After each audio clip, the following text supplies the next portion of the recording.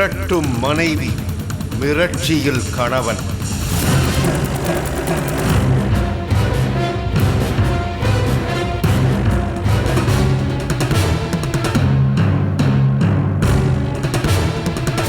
அந்த முதலிரவு அறையில் ஜன்னலை பிடித்தபடி நின்று கொண்டிருந்தார் சுரேஷ். அவன் மனமெங்கும் பட்டாம்பூச்சிகள் சிறகடித்து பறந்து கொண்டிருந்தன. நினைக்க நினைக்க நெஞ்சுக்குள் தேனூறியது. எத்தனை அழகான முகம்! போட்டோவில் தான் நெருக்கமாக பார்த்திருந்தான். தாலி கட்டும் போது கூட சுனிதாவின் முகத்தை நன்றாக பார்க்க முடியவில்லை.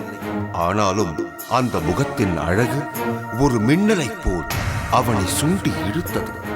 நன்றாக திரும்பி பார்க்க அவனுக்கு கூச்சம். சபையில் இருப்பவர்கள் என்ன நினைப்பார்கள் என்ற தயக்கம். இன்றுதான் திகட்ட திகட்ட அந்த அழகு முகத்தை பார்க்க போகிறோமே என்று தனக்குத்தானே சமாதானம் செய்து கொண்டார். சுரேஷ் திரும்பி பார்த்தபோது சுனிதா அறைக்குள் வந்திருந்தாள். எப்படித்தான் ஓசை இல்லாமல் அறைக்குள் வந்தாளோ தெரியவில்லை. கட்டிலின் மேல் குனிந்த தலை நிமிராமல் அமர்ந்திருந்தாள். தலை நிறைய மல்லிகை சரம். அதன் வாசம் அந்த அறையெங்கும் பரவி இருந்தது. முதுகை காட்டியபடி அமர்ந்திருந்த சுனிதாவின் கழுத்தில் அன்று காலையில் கட்டிய புது தாலி கயிறு மஞ்சள் நிறத்தில் மின்னிக் கொண்டிருந்தது. கழுத்துக்கு கீழ் பரவி இருந்த சுனிதாவின் முதுகே அவள் எத்தனை அழகுக்கு சொந்தக்காரி என்பதை சொல்லாமல் சொல்லியது. அடிமேல் அடியெடுத்து வைத்தான் சுரேஷ். கட்டில் அவள் அருகே அமர்ந்தான். பின்னர் எழுந்தான்.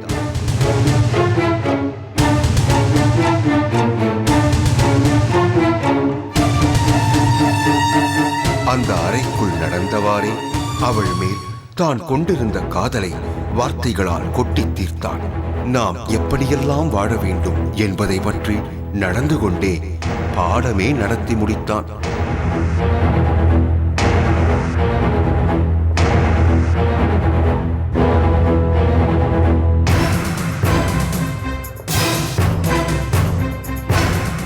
ஆனால் அவள் முகத்தை காட்டாமலே அதே நிலையில் அமர்ந்திருந்தாள். இருந்தாலும் ஒரு பெண்ணுக்கு இத்தனை வெட்கம் ஆகாது என்று நினைத்துக் கொண்டான். மெல்ல மெல்ல அவள் அருகே வந்தாள். மெதுவாக அவள் தோளை பற்றி சுனிதா என்று அன்பொழுக அழைத்தான். சுனிதா மெல்ல தன் முகத்தை திருப்பினாள். அடுத்த கணம் சுரேஷின் இதயமே நின்று போனது. அப்படி ஒரு கோரத்தை அவன் இதுவரை கண்டதில்லை.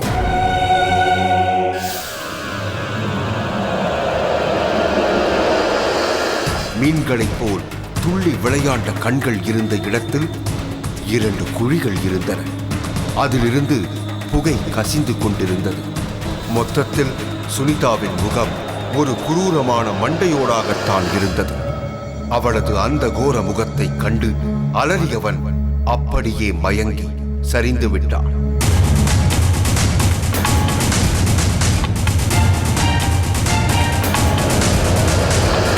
விடிந்தபோது சுரேஷ் படுத்து கிடந்தான். கட்டிலில் அமர்ந்திருந்த சுனிதாவை காணவில்லை. சுனிதாவா அது? மாமியாரிடம் விஷயத்தை சொல்ல வேண்டும் என்று வேக வேகமாக அடுக்களைக்குள் ஓடினான். அங்கே அவன் கண்ட காட்சி அவனை மேலும் பீதிக்குள்ளாக்கியது. தலை குளித்து கூந்தலில் துண்டை சுற்றி இருந்த சுனிதாவின் முதுகை மீண்டும் பார்க்க நேர்ந்தது. அங்கிருந்து அலறிக்கொண்டு அவன் ஓட நினைக்கும் முன்னே அவனை கனிவோடு அழைத்தாள் சுனிதா. ஒரு கணம் மனதை கல்லாக்கிக் கொண்டு திரும்பி பார்த்தான். ஒரு கணம் மலைத்து போனான் சுரேஷ். நேற்று இரவு கண்ட முகமாயுது. அழகு சுடர்விட்டு எரிந்து கொண்டிருந்தது. கண்கள் அவனை பார்வையால் கட்டி போட்டது. அந்த மந்தகாச புன்னகை மயங்கச் செய்தது. அப்படியானால் நேற்று இரவு பார்த்த அந்த கோர முகம் அது பிரம்மையா? இல்லை இல்லை என்று தனக்குத்தானே உறுதிப்படுத்திக் கொண்டான் சுரேஷ்.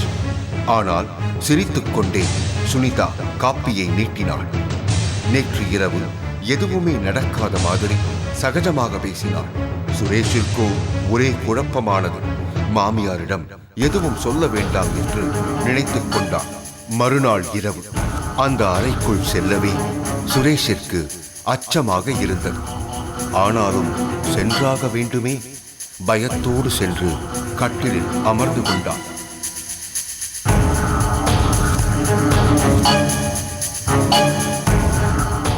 கொஞ்சம் தாமதமாக அறைக்குள் நுழைந்தாள்.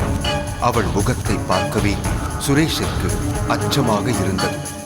உடம்பெல்லாம் வியர்த்து கொட்டியது. அவள் அழைத்தாள். வேறு வழியில்லாமல் அவள் முகத்தை ஏறிட்டான் சுரேஷ். அப்போதுதான் அவனுக்கு பெருமூச்சு வந்தது. அதே அழகு சுடர்விடும் முகம், முத்து போல் ஒளிரும் பற்கள், பவள உதடுகள். அப்படியானால் நேற்று கண்டது கனவோ என்று ஒரு கணம் எண்ணி பார்த்தான். கண்டிப்பாக இல்லை, அது நிஜம்தான். அழகை கண்டு ஏமாற வேண்டாம் என்று மனதிற்குள் எண்ணிக்கொண்டான். தனக்கு தூக்கம் வருகிறது என்று சொல்லிவிட்டு கட்டிலின் ஓரத்தில் படுத்துக் கொண்டான் சுரேஷ். அவனை ஒட்டி சுனிதாவும் படுத்துக் கொண்டான்.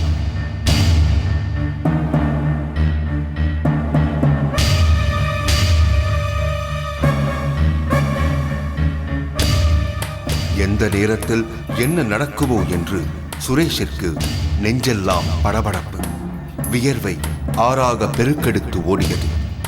எப்படி கண்ணயர்ந்தான் என்றே தெரியவில்லை. ஆனால் சுரேஷ் உறங்கிவிட்டான்.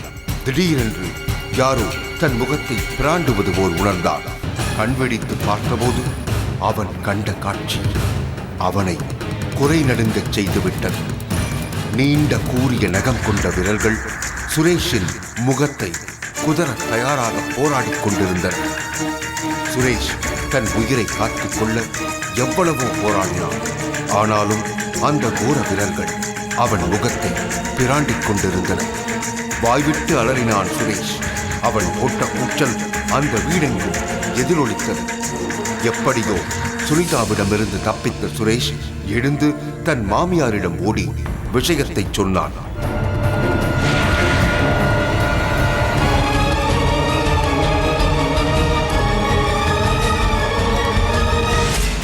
உள்ளே ஒரே அலல் சத்தமாக கேட்டுது. என்னன்னு ஓடி வந்து பார்த்தா மாப்பிள்ளையும் உள்ளேருந்து வெளியில் வராரு.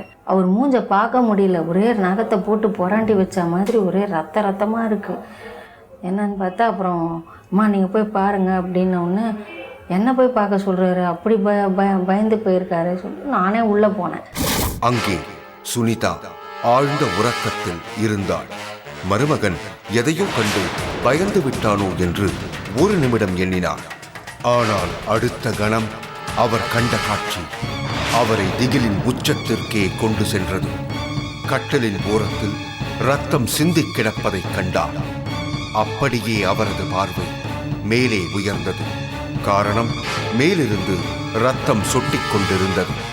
அவரது பார்வை இறுதியில் நிலைத்த இடம் சுனிதாவின் விரல்கள்.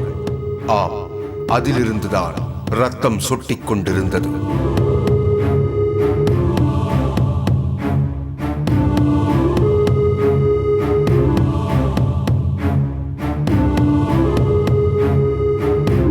அவள் கை நகத்திலிருந்து அப்படியே சுட்டு சுட்டாக சிந்தறது.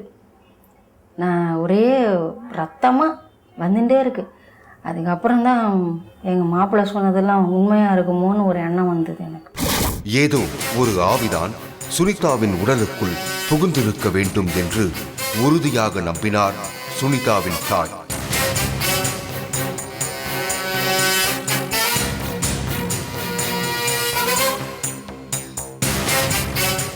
இருவரும் அறையை விட்டு வெளியே வந்து யோசனை செய்கின்றனர்.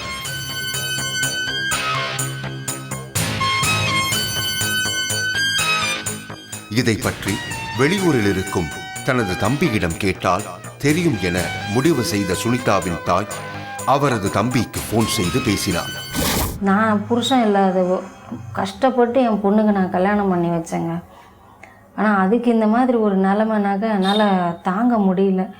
அதனால் என் தம்பிக்கு எல்லா விஷயத்தையும் சொல்லி அவங்ககிட்ட ஹெல்ப்பு கேட்டேன். எனக்கு தெரிஞ்ச பூசாரிக்கிட்ட ஐஷன் போகிறேன். அங்கே வந்து போனாக்க உன் பொண்ணுக்கு என்ன பிடிச்சிருக்கு எல்லாம் பார்த்துக்கிட்டு விரட்டிடுவாங்க அப்படின்னு நீ ஏன் கவலைப்படுற, நான் இருக்கேன் அப்படின்னு சொன்னான். தம்பியிடம் கேட்ட ஆலோசனை அவருக்கு ஆறுதலாக இருந்தது.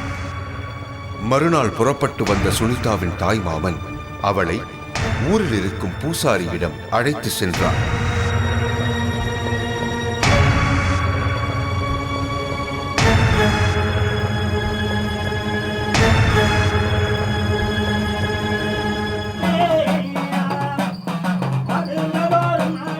அந்த பாடலையும் உடுக்கை சத்தத்தையும் கேட்ட சுனிதாவின் உடம்பில் இருந்த ஆவி தானாகவே பேயாட ஆரம்பித்தது.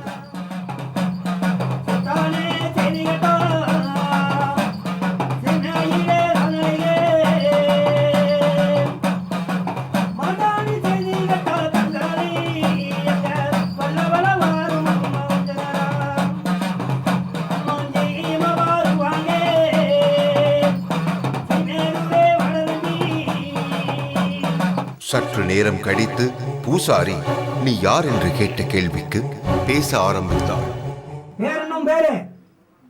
யார் நீ? மணி.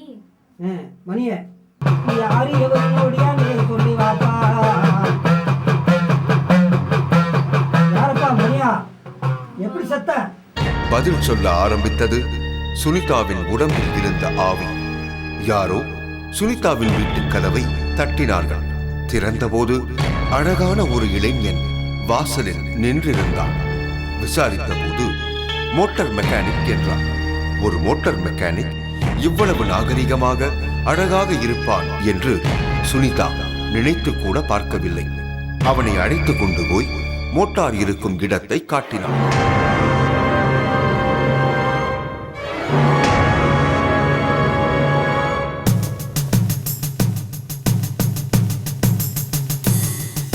அவனை ஏனோ சுனிதாவிற்கு பிடித்திருந்தது.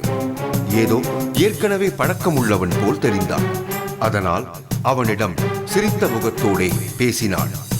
அந்த மோட்டார் மெக்கானிக்கின் பெயர் சுப்பிரமணி. அவனோ சுனிதாவின் அழகில் சொக்கி போய்விட்டான். அதுவும் சுனிதா சிரித்து சிரித்து பேசியது அவன் மனதை என்னவோ செய்தது. உடனே அவள் மேல் காதல் பிறந்து விட்டது. எத்தனையோ வீடுகளுக்கு சென்றிருக்கிறான். ஆனால் யாரும் அவனை இப்படி ஈர்த்ததில்லை. அதுவும் அவனை பார்த்து காரணமே இன்றி சுனிதா அடிக்கடி சிரித்துக் கொண்டிருந்தாள். ஒருவேளை அவளும் நம்மை காதலிக்கிறாளோ என்று எண்ணத் தொடங்கினான்.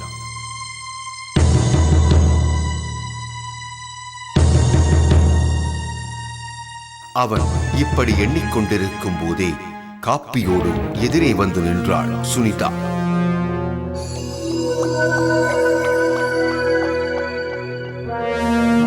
இதையெல்லாம் பார்த்த சுப்பிரமணி சுனிதா தன்னை காதலிக்கிறாள் என்ற முடிவிற்கே வந்துவிட்டான்.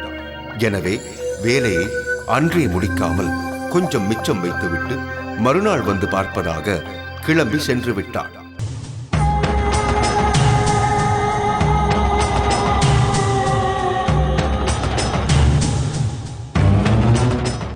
மறுநாள் இன்னும் அழகாக உடையுடுத்தி ஏதோ கல்லூரி இளைஞனை போல் வந்து நின்றான் சுப்பிரமணி.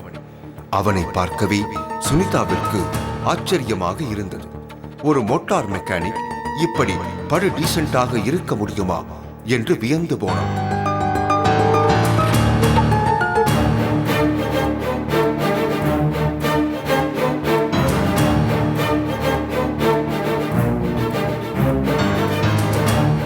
அவன் சிரித்த போதெல்லாம் இவளும் சிரித்து வைத்தாள்.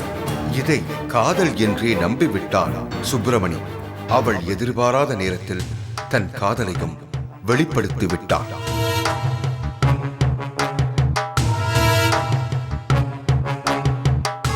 சுனிதா அதிர்ந்து போனாள். ஒரு மோட்டார் மெக்கானிக் தன்னை பார்த்த 2ஆம் நாளே தன் காதலை சொல்கிறானே என்று ஆத்திரமடைந்தாள். கொஞ்சம் சிரித்து பேசியதற்கு கிடைத்த பலனா இது என்று நொந்து கொண்டாள். சுப்பிரமணியை ஆத்திரம் தீரும் வரை திட்டி தீர்த்தாள். சுப்பிரமணி தன்னிடம் அநாகரிகமாக நடந்து கொண்டதாக சுனிதா கொட்டிய வார்த்தைகள் தேள் கொட்டியது போல் இருந்தது. உடனே அந்த இடத்தை விட்டு வீட்டுக்குள் சென்ற சுனிதா தன் அம்மாவிடம் மெக்கானிக்கிற்கு தேவையானதை கொடுக்குமாறு சொல்லிவிட்டாள். சுப்பிரமணிக்கு உதவியாக சுனிதாவின் தாய் வந்து நின்றாள். ஆனால் அவன் மனம் நொறுங்கிப் போனது. முதல் நாள் முழுவதும் தூங்காமல் வளர்த்த காதல் உடைந்து சிதறிய வலியை அவனால் தாங்க முடியவில்லை. அழுகை முட்டிக்கொண்டது. வேலையில் அவனால் கவனம் செலுத்த முடியவில்லை. ஏதோ ஞாபகத்தில் வேலை பார்த்து கொண்டிருந்தான். ஒரு வயரை எடுத்து மோட்டாரில் முறுக்கிவிட்டு சுவிட்சை போடச் சொன்னான். ஆனால் அப்போது அவன் அதிலிருந்து தன் கையை எடுக்க மறந்து போனான். சுனிதாவின் தாய் மோட்டார் சுவிட்சை போட அடுத்த கணம் சுப்பிரமணி போட்ட அலறல் சத்தம் அந்த வீடெங்கும் எழுந்து அடங்கியது.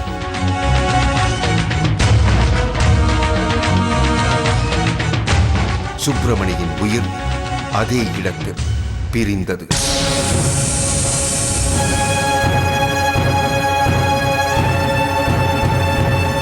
மோட்டார் மெக்கானிக் சுப்பிரமணியின் ஆவிதான் சுனிதாவின் உடலுக்குள் புகுந்து கொண்டதாக சொன்னார் பூசாரி. அந்த ஆவியை விரட்ட பரிகார பூஜைகளை செய்தார். எல்லாம் சரியாகிவிட்டது, இனி பயமில்லை என்று சொல்லி அனுப்பி வைத்தார் பூசாரி.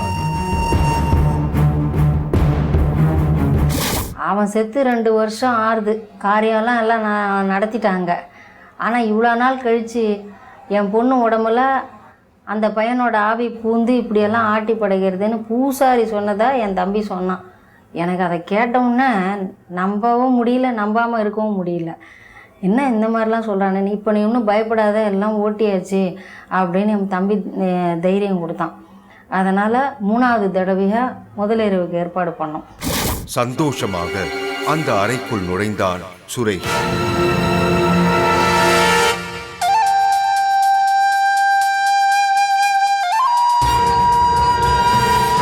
அறைக்கு வெளியில் சுனிதாவின் தாய் எதற்கும் இருக்கட்டுமே என்று காவலுக்கு அமர்ந்து கொண்டார்.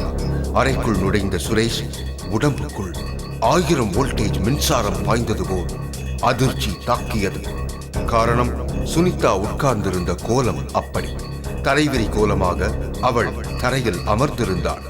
எங்கிருந்துதான் அவள் அத்தனை மெக்கானிக் கருவிகளை கொண்டு வந்தாளோ அது தெரியவில்லை. அத்தனையும் தரையில் பரவி கிடந்தன. ஒரு ஸ்பேனரை எடுத்து கையில் வைத்துக் கொண்டு எதையோ ரிப்பேர் சரிபார்ப்பதை போன்று பாவனை செய்து கொண்டிருந்தாள். நிமிர்ந்து சுரேஷை பார்த்தபோது அவளது முகத்தில் ஒரு ஆணின் முகம் வந்து மறைந்தது. அலறி அடித்துக் கொண்டு வெளியே ஓடி வந்து விழுந்தான் சுரேஷ்.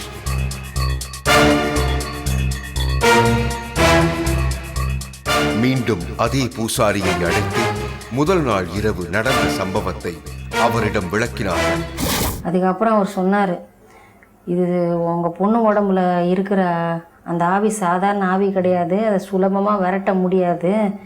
ஏன்னா அது சாகும்போது உங்கள் பொண்ணை ரொம்ப நினச்சி செத்துருக்கு.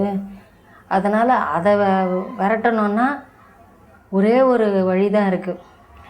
இடையக்கோட்டை சங்கிலி கருப்பன் கோயிலுக்கு நீங்கள் கூட்டிகிட்டு வந்தால் அங்கே வந்து பம்பை உடுக்கெல்லாம் அடித்து அது அந்த சாமிக்கு செய்ய வேண்டிய எல்லா சாங்கியமும் பண்ணி சத்திய பிரமாணம் வாங்கினாக்க அது போகும். சங்கிலி கருப்பன் மேலே சத்தியம் பண்ணி அதை இது பண்ணால் சத்திய வாக்கு வாங்கினா அது போயிடும். அதனால் ஒரே வழி, நீங்கள் அந்த கோயிலுக்கு அழைச்சின்னு வாங்க, சரி பண்ணி விட்டுடுறேன் அப்படின்னு. மறுநாள் சுனிதாவிற்கு அந்த கோவிலில் பேயோட்டும் படலம் தொடங்கியது. வாடாதங்க வாடா சாமி, நம்ம வார்த்தை சொல்லே போலாம் ஐயா. ஐயா ஏறத்தே வேண்டாம் ஐயா, போலாம் ஐயா, நேரம் ஆச்சே. நம்ம தேதால மூலிகி, நம்ம அக்கறையில் மயிருணத்தேன் எங்க தங்காலோ. சிறிது நேர போராட்டத்திற்கு பிறகு சுனிதாவை விட்டு விலகி விடுவதாக சத்தியம் செய்துவிட்டு ஓடியது அந்த ஆவி.